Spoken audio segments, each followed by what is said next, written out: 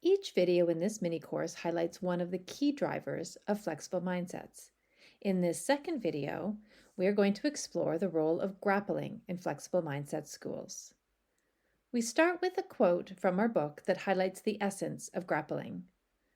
By doing the work to dig deep, to uncover the meaning and draw conclusions, we are grappling with the information, understanding it further, remembering the ideas, and preparing our brains to think critically about the concepts.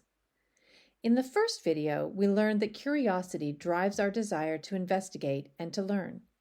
Curiosity is both the foundation of and partner to productive puzzling, which is the key mechanism for building flexible mindsets.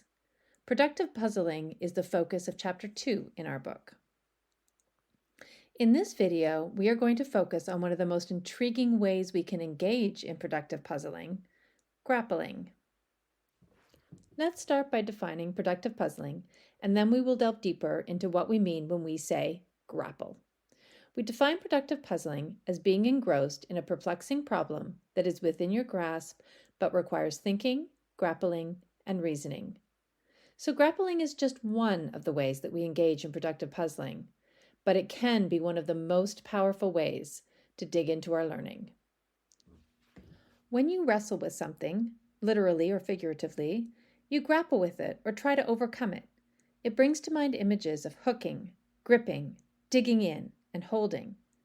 The word grapple was originally a noun that described a hook that was used to harvest grapes. But the definition has evolved to include a verb form used to describe struggling with something unruly. When we are learning, we want students to wrestle with the unruly material, find hooks, and make it their own, and ultimately embed it in their long-term memory for later application. Students don't realize, and we don't tell them, that deeper learning only takes place when we grapple with concepts. Even when students do try to learn the information on their own, they often use ineffective strategies that don't help the brain to process and retain information. Grappling is experienced by learners as a challenge and struggle. It's uncomfortable, and they have to focus mental effort in areas that don't hold many short-term rewards. By entwining this struggle with practice, students can take incremental steps towards their goals. The value of this type of practice lies in the often unseen and long-term outcomes of cemented learning. So if we know there is so much value in grappling to cement learning, why is it so hard to get our students to buy into this? They often appear comfortable with simple tasks, yet seem reluctant to engage with deeper questions. This is because so much of our brain's real estate is taken up by activities related to seeing and moving in order to perform the evolutionary functions of surveillance and alert. You may recall from the first video that our brains are naturally curious and designed to scan the environment, explore and alert us to threats. We are powerful and natural explorers as long as we are constantly moving and encountering new things.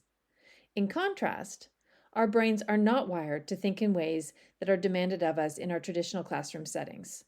It therefore takes extraordinary effort to learn through books and listening to someone speak. In order to gain student buy-in, we need to sell them on the idea that there is value in grappling. We need to explain why grappling is so hard for our brains, model it for them, and provide lots of practice. For example, I took a course about how to coach students to study strategically, and one of the instructions at the end of the unit was to find a way to prove what I learned in that unit on one final page. I was encouraged to summarize the information in a way that made sense to my brain, using words, tables, images, diagrams, anything my creative brain could come up with, and that would capture the essence of what I learned. We were also challenged to create a summary of the entire 8-week course on just one single page. Here is my summary of the entire course on one page. It took time at the end of every lesson to think through the main points and to find a way to show what I learned. It was definitely a messy process with lots of erasing and reconceptualizing as I went. But what I noticed as I continued to engage in this process is that I was remembering what I was learning, and I was organizing information in my brain in a way that made sense to me. I certainly got my money's worth in that course. Would you consider experimenting with modeling how to make one-page notes and then asking your students to create a one-page summary at the end of a unit or maybe even the whole course before the final exam? As you prepare to model the value of grappling for your students, here is a question from our book that you can ask yourself and your students. When you have to dig more deeply into a concept or problem, how can you find a hook that helps you to grapple?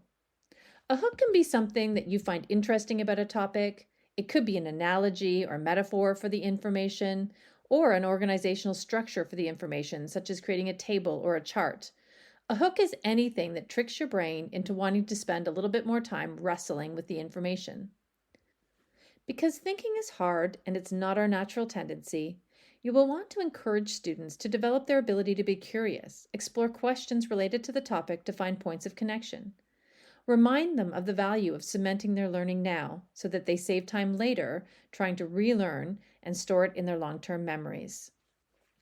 The flexible mindset experiment for this video that you can try right now in your classroom is called Grappling to Grow. In this experiment, show students a list of concepts or topics that they have learned about and ask them to choose one that they know a little about. It doesn't matter which one they choose, as long as they have some knowledge about the concept or topic. Not too much, not too little.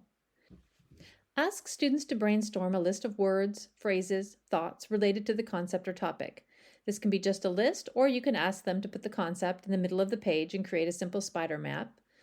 After each student has brainstormed 5 to 10 responses, ask them to pick one word, phrase, or thought and turn it into a question. Now give students some time to explore their question.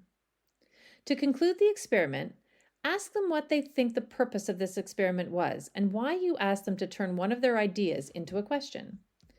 This experiment on the surface may appear to be a common instructional technique that you're already using in your classroom. But when you use this experiment to explicitly teach the concept of grappling, you are giving students a strategy that they can use for anything they want to learn more about. Explain that grappling is something that we use to discover more about a topic, and that by turning an idea into a question, our brains are more likely to want to search for the answer. This is just one way of finding a hook to further our learning. Also embedded in this experiment is the element of choice, which is key when we ask students to grapple. We often give students questions and let them choose which one they want to answer. But when we give them both the choice to choose the topic and to write their own questions, we are increasing the buy-in. Using this strategy will help them develop their muscle for finding hooks and digging deeper in their learning. In flexible mindset schools, grappling is a primary tool for learning. If you like the idea of helping your students to grapple, there is lots more information about grappling in our book, Flexible Mindsets in Schools, Channeling Brainpower for Critical Thinking, Complex Problem Solving, and Creativity. If you want to read more about grappling right now, you can download Chapter 2, all about productive puzzling and curiosity, for free on our website. Hope you'll join us in the next video where we explore the value of trusting relationships for creating spaces where flexible mindsets can flourish. If you are intrigued by the ideas shared in these videos, we invite you to join the Flexible Mindsets community on Instagram, Twitter, Pinterest, or subscribe to our newsletter at flexiblemindsets.com.